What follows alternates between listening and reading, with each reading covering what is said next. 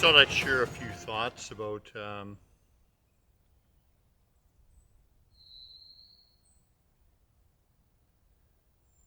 Sasquatch people and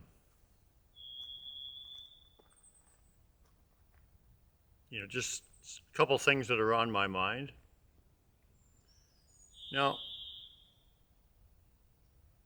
from my experience and from everything that I know, um, the Sasquatch people want you to know them on an energetic level. Um,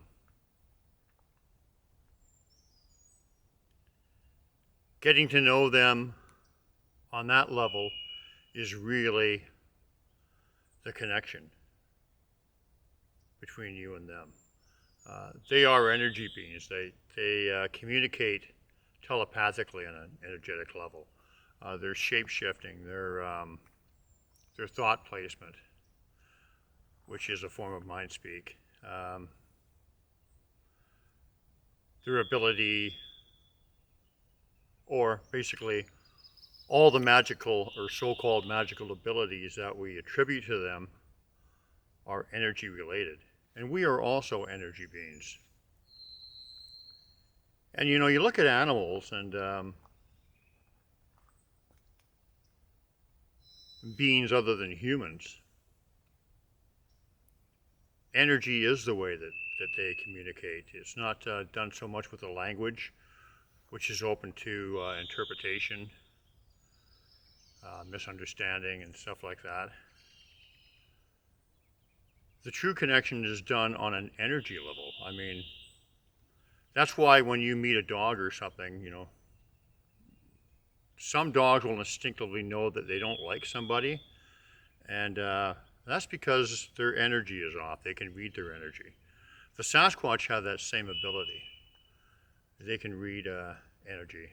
They can read our entire life, as a matter of fact, from birth to death. And that's pretty amazing. But it's something that some people can do too. I mean, I know my friend Mike Carroll, or Frank Oliver Beans on the Bork and Reed show, has related a story that he personally experienced about a guy who could do that. And so energy is the true universal language. Energy is the way that the Sasquatch would like us to know them. Everybody wants to have a sighting, myself included, and I still want to see them. I would like to see one walk out and say hello today. But that's that doesn't always happen. That seldom happens. And it's not really as important as the energy that I feel from them almost every day when I'm talking about them, or when they're giving me energy nudges, as far as they like what I'm saying, or they want me to talk to this person, or they're guiding me through energy. So that's the connection, the true connection that they want us to establish with them. At least that's the connection that they want me to establish with them. And I do feel that that is a higher level of connection than, us wishing that we could just see one. Of course, everybody wants to do that. But knowing them on an energy level, instead of knowing them with a visual or an experience of that type, is much deeper, much more profound, and it's also what they prefer. It's actually what we should prefer once we understand that connection. I remember when I first saw RE, on the day when he left that amazing glyph for me propped up in the sand, and he wanted me to see it because it confirmed the meaning of the glyph and confirmed all my lessons, in relation to that up to that point. And it was a gift for me to see him, and it was amazing. I'll never forget it. He stood there, observed me watching the glyph, And once I acknowledged that I had seen it, my friend and I were both energetically drawn. We got a nudge, an energetic nudge, to look over to our right, both at the identical same time. And there he was standing there in the bush, all 12 foot 4 or so of him, and just a really massive guy, you know, his shoulders, huge being. And he just looked at us, looking at the glyph. And because it was a glyph, I think it was more specific for me because it was also the first time that I had seen him. My other friend had had more experience to that point and had seen them on a number of occasions. So seeing them was not as dramatic or as big an event for him. It was just another sighting. But for me it was dramatic because it was my first time. And I remember he looked at us and acknowledged that I had seen the glyph and that we had seen it. And then he just like almost like a phantom, he just went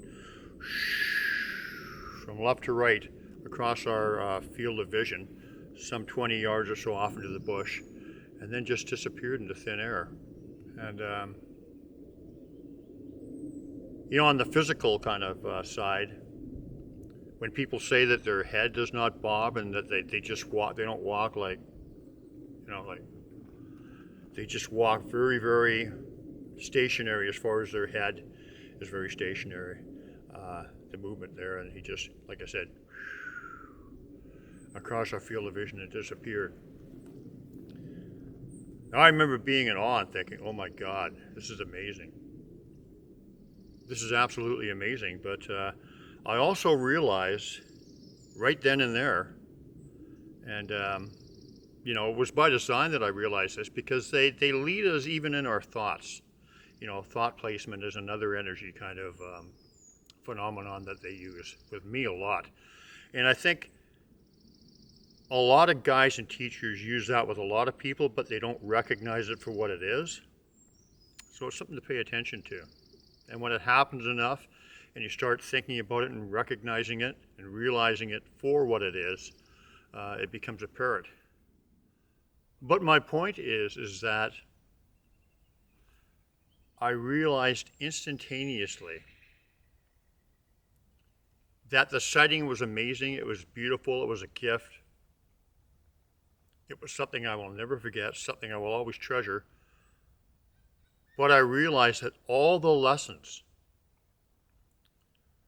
that I had received, all the downloads, all the universal truths, all the personal lessons for me and the things that I figured out about them as far as their use of energy, the fact that time does not exist, it's not linear, all that stuff and other things were far more important than the actual sighting. Far more important.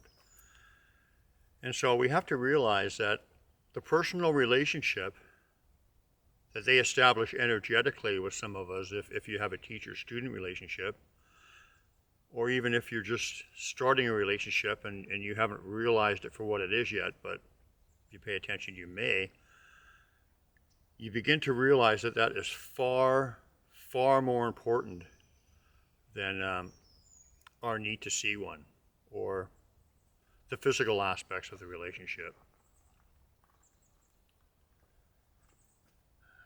Now, another thing is we always want to know who the Sasquatch are. Where did they come from? What are they? All the details of them as a human hybrid. You know, are they from off planet? Are they this? Are they that? What do they do during the day? Where do they live? All these particulars, although fascinating and important, I'm not going to say they're not important, they really pale in comparison to the real reason why they contact us. And in my opinion, and from my experience, that is because they want us to realize who we are as citizens of the universal collective, as energy beings, much as they are, and connected to everything, much as they are. So I think that's what I focus on, and I think that's the real reason why they are contacting us. Because when we realize who we are, according to the teachings of the Sasquatch people and other great masters and guides, and I mean, you can name Christ, you can name, any of the great prophets and masters throughout history. When we realize who we are, and we realize our power, it frees us. It actually liberates us from fear.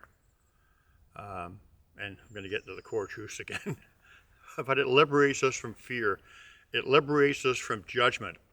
It liberates us from division.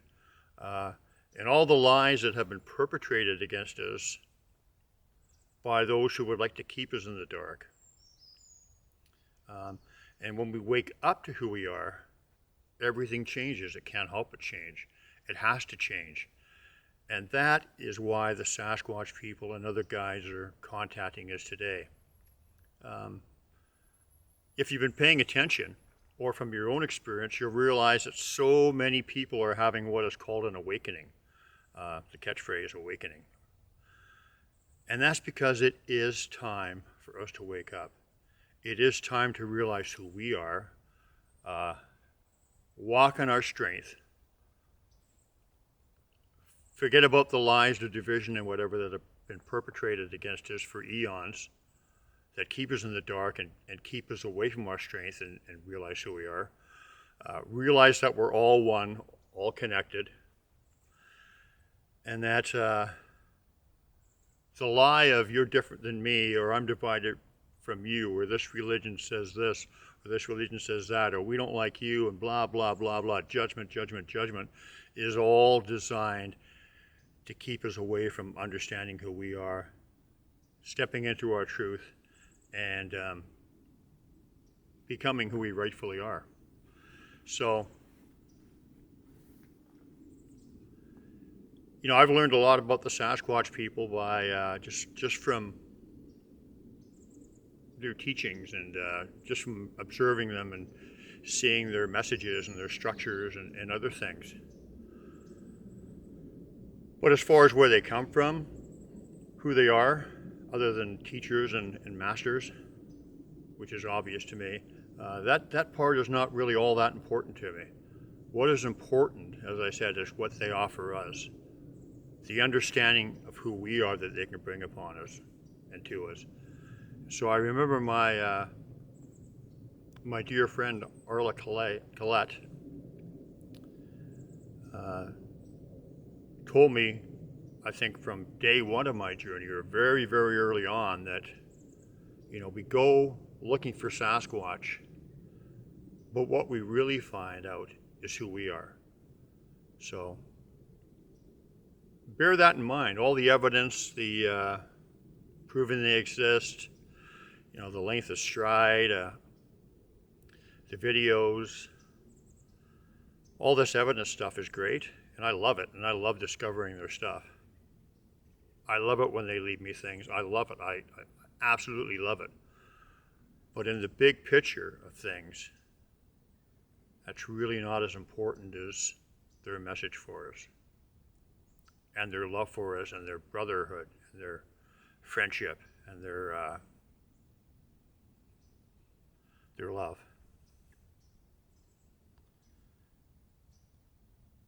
And when you have a relationship with a Sasquatch, by default, I think that you become more of a heart-centered being instead of a head-centered being, which speaks for itself. The head is all about judgment. And when you live in the heart, it's not. So I don't know. I guess I'm rambling a little bit, but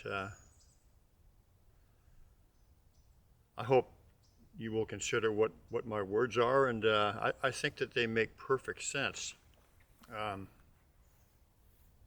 their common sense, especially when you've been touched by that love and by that connection. It's the only thing that really does make sense. And I think the key to us changing who we are and changing our reality as human beings is through that understanding of the heart and creating the reality that we want. Because once again, our thoughts and our actions are all energy.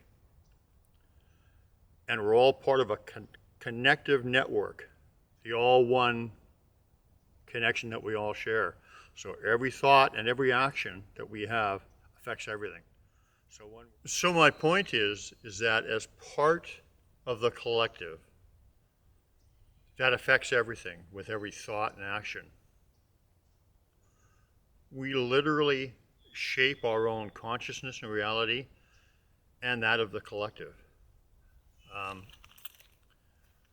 One of the analogies that the Sasquatch people gave me, and it was an example of thought placement that led to thinking about things and figuring stuff out. And they gave me this thought placement in the form of images and feelings, kind of hard to explain. But it was just like thoughts came into my head that perhaps were independent of what I was thinking, I guess I could say. And seemed, let's just say, from an independent source, and led me to lessons that they were trying to teach, if that explains it. But in any event, they had me visualize the universe, the collective, and everything in existence as a human body.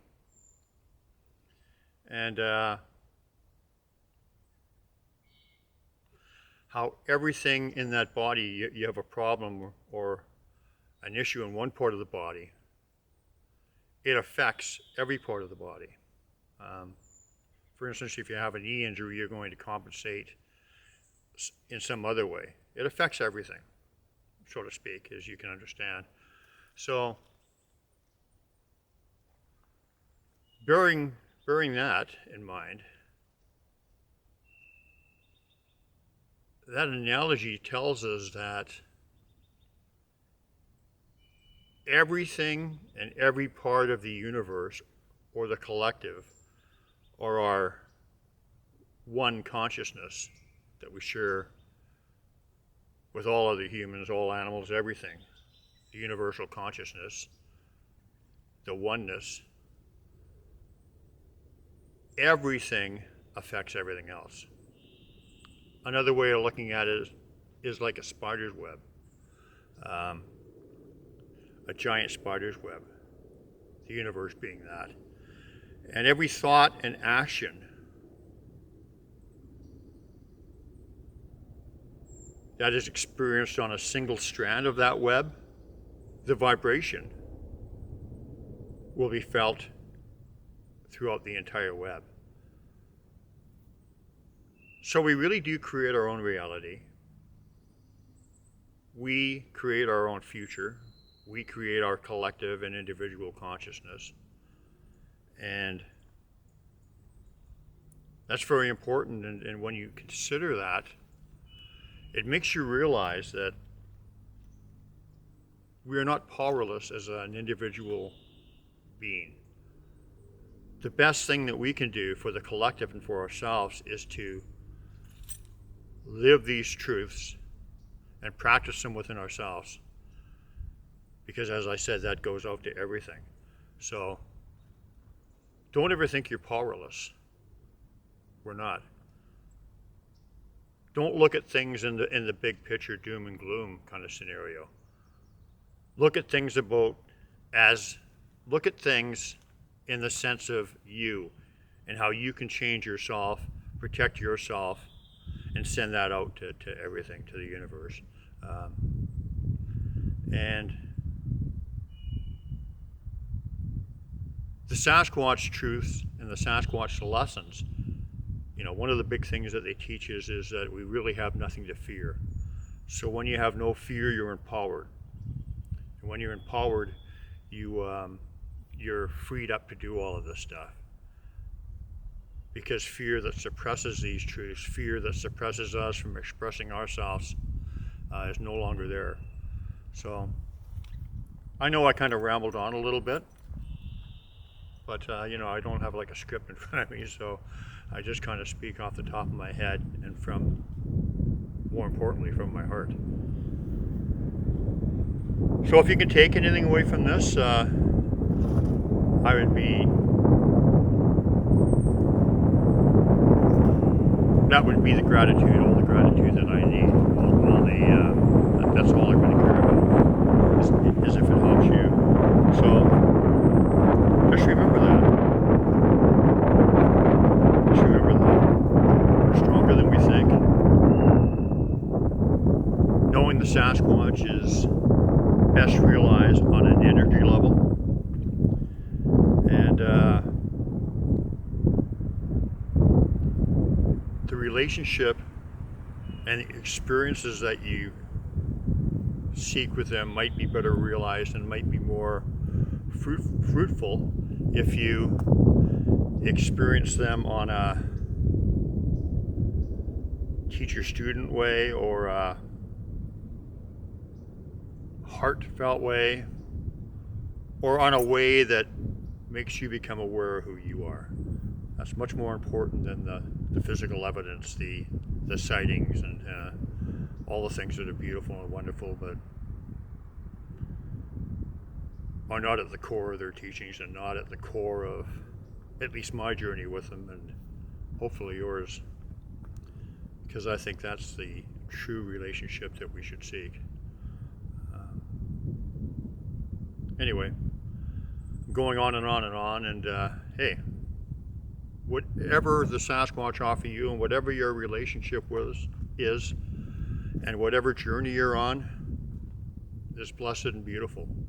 I'm just giving you some thoughts on mine and maybe some suggestions or things to ponder that you may want to do. So thank you for listening, and